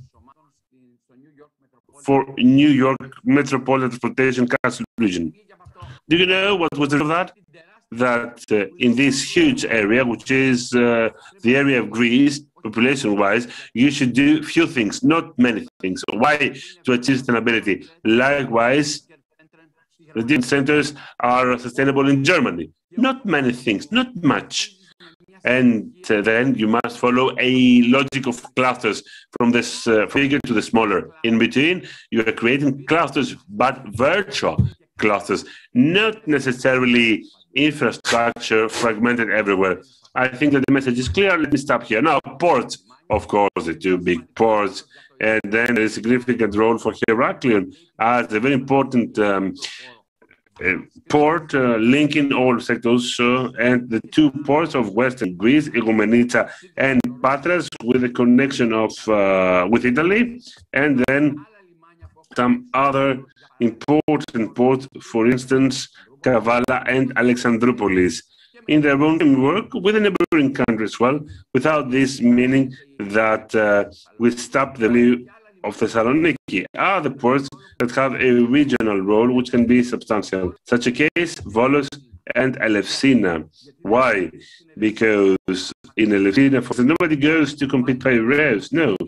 They need to find this niche of the market that will give him the possibility to achieve sustainability and serve a very important need of the market. This is very, very important. Now, in the future, platforms, development of clusters, etc. Before, I will not repeat that any further. Let me stay to something very important, not included in my slides, about the value of the transfer of know-how and technology on behalf of the US, since Rutgers has been critical in this effort. Let us take one example. What is CATE? Mr. Macher will allow me to talk about it. It is an advanced infrastructure center. This means last generation infrastructure monitoring for transportation as well. That is service provision. Thus, it can combine infrastructure to the provision of a service in an integral frame. Second point, since this is about a targeted orientation, so this is about climate change and protect against the problems of climate change, it may build infrastructure that will make sustainable infrastructure development monitoring. This is very important for the warehouse, for the transport of agricultural goods. Third point, he mentioned that, and my friend Nicos mentioned that, and Maria Boyle. This is related to electrification of vehicles.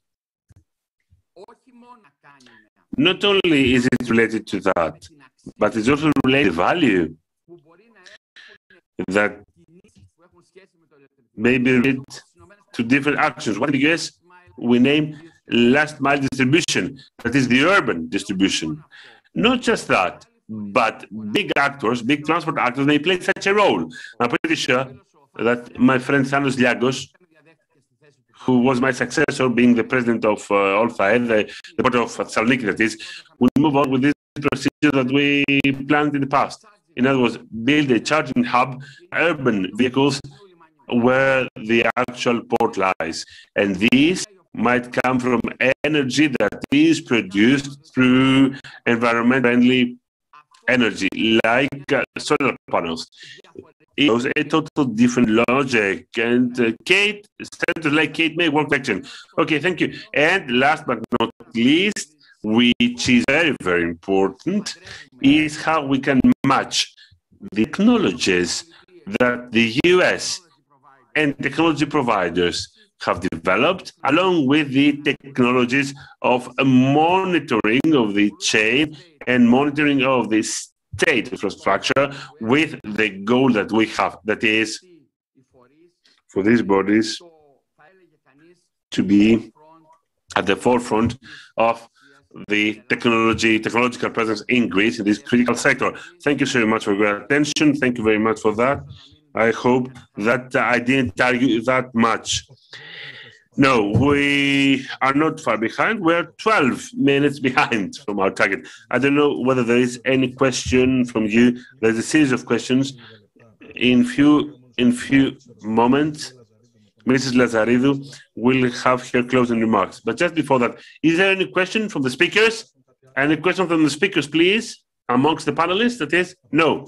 Good. Now, first question, and I will need a reply to that, because what we've said is good, but it should be tempting for the people who listen to us. Who are these people? Producers. Let me ask you, in what way could be attractive the attraction of producers in Agrologistics Center? What could be done there to convince these producers to come to us vis-a-vis the price and the quality of goods and products? Mr. Dopoulos, Mrs. Boyle, Mr. Theophanis, who could take that question? Taking into account the Greek reality, of course. Yes, I think that I could take the relay in that answer. The approach happens through financial terms. Okay, yes, you're right. That is, if we convince a farmer in the different organized groups, and I believe that here Mr. Alexandrou, who had a very serious speech on behalf of Piraeus Bank, and to the best of my knowledge, Piraeus Bank is a stakeholder, more than 80% amongst producers. They should convince them that by using logistics procedures, by using a center, an agrologistics center that may offer to them, an increase of their produced wealth, the guarantee of the quality and the quantity of products to be able to meet the needs of a highly competitive environment. This is the big bet to me. We must convince them, we must give them these data, what they should have, data-wise, to guarantee their future. Because agrologistics, the agrologistic centers guarantee the future of farmers. They guarantee the quality of the products. They guarantee the cognitive level that always evolve. They can evolve in a competitive Greece. Of course, we must give them a new future and not a new past. We must skip the past. Yes, another question. If I may, one word. Yes, please. One of the most important topics raised by all of us is the small scale of the production vis-a-vis the multiplier of the price for the final user. As Nicola said, it can be 4 or more than 4. In any case, it should be more than 2 or 2.5. Yes, of course. When it comes to the consolidation of the center, of the products, using not just the center as a consolidation center, but also e-services, we can go down to 2.5.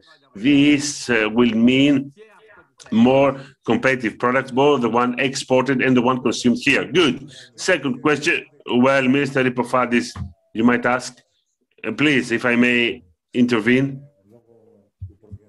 No, due to my previous hat, I would like to have an institutional angle.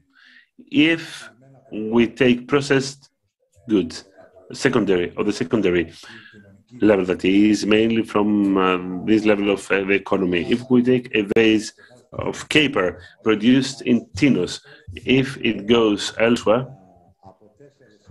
it costs from 4 or 7 times more due to the transfer cost. So the challenge of an agrologistics, of a network, as my dear friend Sotiris said, which is broadened and decreases the transfer cost, not only will it give life to the agricultural economy, especially the one that in a quite difficult way may be at the heart of foreign issues, but at the same time, it will offer added wealth, because let us not forget that Greece is visited by 22 million people, not amongst COVID, of tourists, that we will lose the next day that they leave the country. Yes, now let us talk about producers, because in an agro-logistics center, let us take that in theory. It's a reality, I would say, for northern Greece, where we see the participation of other producers from neighboring countries, giving their products, bringing their product in this center. Can there be a risk for Greek products to lose their competitiveness, given that the production cost in these countries abroad is cheaper compared to Greece? Who will take that question, please? Mr. Theophanis, now, from my, when I was working for the Thessaloniki port, I can say no. Why? Because the Greek product does have a competitive advantage when it comes to quality. And the existence of consolidation centers does not necessarily entail that a given product will be less competitive. Allow me to provide you with an example. And I'm thinking of the avocado market, a very interesting market. So avocados which come from Crete, you, dear friends from abroad, need to try them. They are exquisite. And other avocados which come from Ecuador and other countries. Now, our avocado have not passed through the agrologistics because and there is a inequality here, because of the refrigerators, etc. This is why, Mr. Epifadis, I have said that many of the problems of today's agrologistics are not problems of technology, but rather they are problems of business model. In other words, it is how the market has been dominated by specific factors. Let me call them like that. So here, it would never suffice just for the state to decide and facilitate the introduction of specific technologies.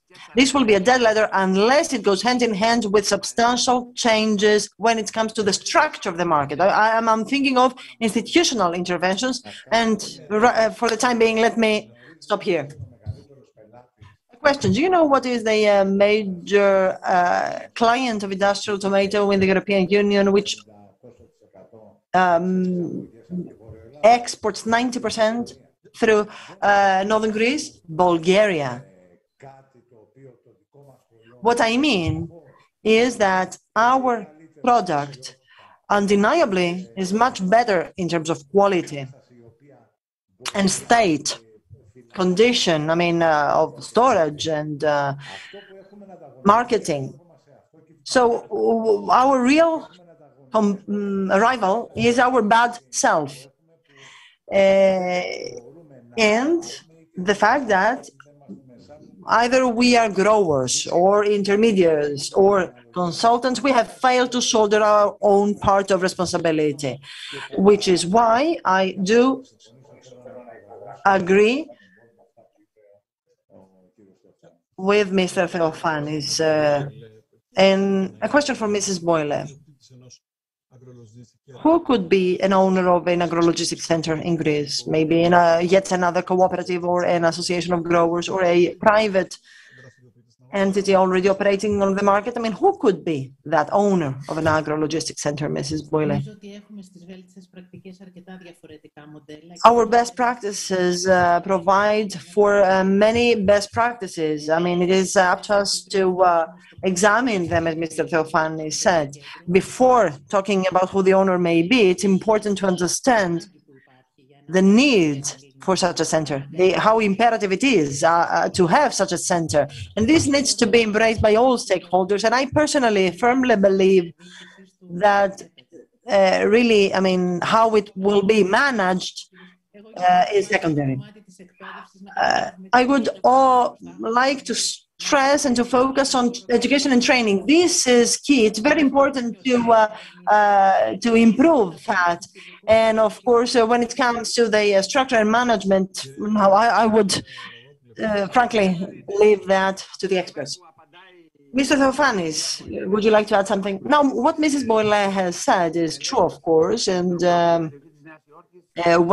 during the survey of the metropolitan area of New York, that was a major concern. It is a correlation of many things, many factors. But the issue here is that the state needs to put in place the necessary safeguard in order to avoid market distortions.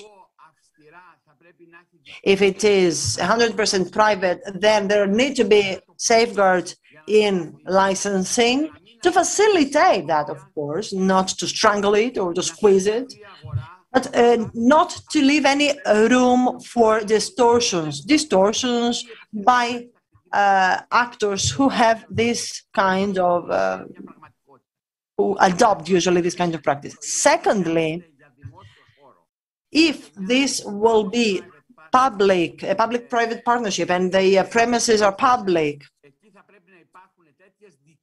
then we need to place in the concession agreements the necessary safeguards and checks and balances that will leave room for operation for all actors. There are best practices at the European level, etc. And so we need to benefit from what there is out there. Mr. Alexandrou would like to ask a question. Mr. Ipofandis, I don't mean to raise a question. If I may, I would like to add some reflections to the observations of the previous speakers. Now, when it comes to the owners, there may be a plethora of owners. Jespri, I suppose you know, 1.7 billion sales and great profitability. 2,800 growers are the owners of Zespri in New Zealand. I mean, why not replicate such a model here in Greece? If we manage to do that here in Greece, Mr. Alexandrou, it will be excellent.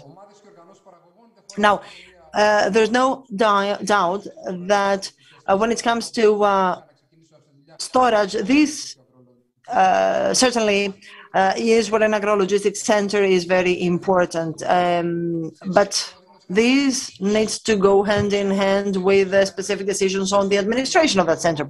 As Mr. Adopoulos said, this is purely financial, and the factors that we need to take into consideration are financial. Anyone could be an owner, even a private and partner and public. What is important is to have consistency, is to ensure consistency and the growers to experience the benefits, something that will convince them to go back again. And by way of conclusion, in order to bridge the gap and reduce 1 to 4 to 1 to 2, then we need some time. This will require time and a transition period. I have many other typical examples of the strawberry, for example. It's not up to the cold chambers, cold rooms, but also ports. You know very well that we have an exquisite Greek strawberry that needs to be consumed at the same temperature and after the appropriate storage, and we don't have cold rooms in order to guarantee it's consumed 3 days afterwards, after cold storage. Anyway, Mrs. Lazaridou, I would like to give you the floor as the host of, in order for some final remarks. What is the day after for agrologistics? Whatever has to do with cold rooms, container terminals, and all the premises that need to be connected to ports for the appropriate storage and RoRo and so on and so forth. I would like to have your remarks in order then to draw some conclusions. I need to say that it's amazing to listen to the experts. Thank you very much. Thank you for having paved the way and for having shown the way, actually. Today, the conclusion is that we need to understand what has to be done, and we need to commit ourselves to taking the first step. I would like to take this opportunity to thank Dr. Clement Gerhard, as well as her partners from USDA, including the cultural attaché at the Embassy of Rome. Mrs. Gerhard has also given valuable insight on what the USDA does to support the cold chain at the world level. And this has been stressed as an imperative by other speakers as well. I would like to stress some results, some conclusions. First of all, the need to draft a national roadmap for agrologistics that, of course, will go hand in hand with the needs for climate adaptation. Cold chain plays an important role here. The need for digital transformation, electronic services, AI and big data needs to be technologies that will certainly be used to the utmost. And the US certainly has much to offer here by transferring know-how. Electrification, again, is a very important issue. I would like to also lay emphasis on a cornerstone, according to most speakers, that is the creation of an agrologistics or more agrologistics center, even in terms of virtual hubs, as Mr. Theophanis has said. The mismatch between skills and the existing skills and the demand of skills. And here there are people who are eager to invest in a career in agrologistics, and here our intervention certainly will be key. Allow me to raise a question here. Do we want education? Do we wish training? And I mean, can we take care of the training of all these people who will participate in this supply chain? You know, it's very important to acknowledge that there is a need for field experiential and practical training, not theory. Currently, there's a very successful program for business executives, which has to do with export. And this is very practical. It is beneficial for the people because it endows them with technical skills. And allow me to announce the good news when it comes to this program, this very successful program addressed only to executives. We will accept also, we will include rather a specific subject matter on agrologistics. This is something that we have been examining together with, in conjunction with Exandas. We will see what to do in order to ensure the existence of talent and qualified people in agrologistics. Allow me also to add that, generally speaking, agrologistics, to our understanding, have not featured high on the agenda. And because now there's that great unprecedented technological advancement, we can import technology of other sectors in agrologistics. And the second piece of good news is the second competition we are organizing with the support of the U.S. Embassy and, of course, the Stavros Niarchos Foundation. So this will include a vertical and agrologistics subject in order to stir the interest of researchers, academics, to focus on how modern technology may provide answers to very tangible problems, which once resolved will certainly help the Greek produce to have the place they deserve on the global market. And thank you for having provided us with a strawberry example. There is a plethora of examples. I could provide you with so many examples. I mean, I travel all around Greece, across Greece, and I'm wondering why we're lagging behind. As Mr. Theophanis and Mrs. Boula has said, mindset needs to be changed. This is key. And Mrs. Lazaridou, I would like to invite you kindly to wrap up. And of course, I would like to take also the opportunity to thank all of you. I would like to thank all of you. It was a pleasure and an honor to have you here. Certainly, there's not much time, but there are many questions on the chat. Your presentations and your presence here, as well as the study, will be, of course, available on our library. We would like to urge all the stakeholders of this sector to focus on the needs of agrologistics, and I would like to also urge the state and the industry to embark upon the path of the public dialogue, a public debate on the creation of a PPP. Hopefully, in a 1 year time, we will be here again to announce good news. Why not even the establishment of a agrologistics center here in Greece? We will look forward to communicating whatever you have seen in order to disseminate information, to give some added value, to generate wealth in a country where wealth is so much needed. And we will be here to advertise whatever you have done together with the young people, with the young farmers, the young growers who gradually are taking control of our land. I would like to thank all of you for having been here, for having attended this very fruitful discussion. This discussion will remain on the internet, and it is full of excellent presentations that you will receive in an abstract. And so anyone who would wish to have access to this information will easily find it online. I would like to wish you a great summer, and of course, cautious to all of us for the COVID-19, it's not over. And I am confident that we will continue to exchange ideas on so important and